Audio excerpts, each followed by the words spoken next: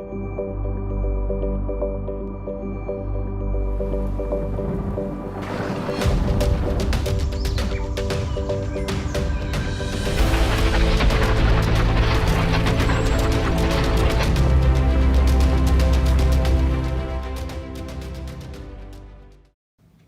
up, everyone? Good morning.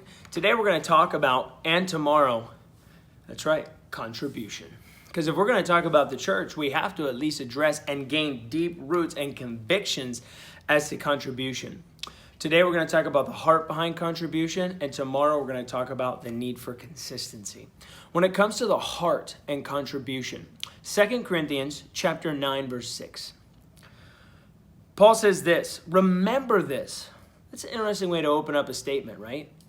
Hang on to this. He's saying, hey, this needs to be a deep root. You need to have a conviction of this. Whoever sows sparingly will also reap sparingly. Whoever sows generously will also reap generously. So this is a statement that he wants you to remember, that if you pour yourself out, you're going to get a lot back. If you give, you're going to get.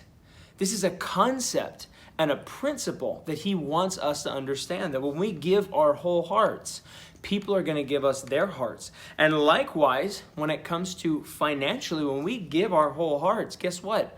There are many scriptures that you're going to post in the comments below in which God says, hey, if you pour yourself out, I will take care of you abundantly. He says each man should give what he's decided in his heart to give, not reluctantly or under compulsion, for God loves a cheerful giver.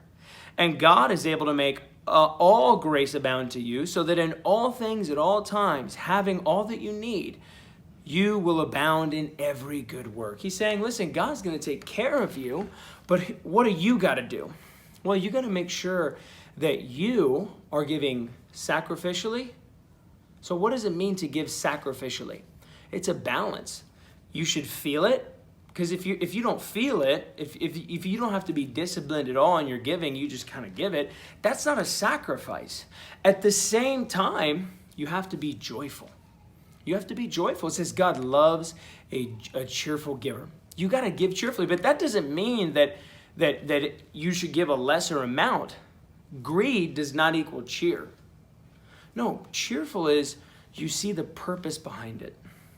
And if you're not cheerful about giving contribution, you got to get your heart right. In the same way, if you don't feel like sharing your faith, do we justify going, well, I just don't feel like it? No. If you don't feel like doing something, you got to change your heart. So I want to encourage us, let's gain deep convictions as to what it means to give to God from the heart. That if you don't feel the pressure financially, it's not a sacrifice. But you've got to make sure that you're giving cheerfully, because you know that God's going to take care of you. And through your giving, God is going to take care of those around you. Let's gain deep convictions when it comes to our giving. Have a great day.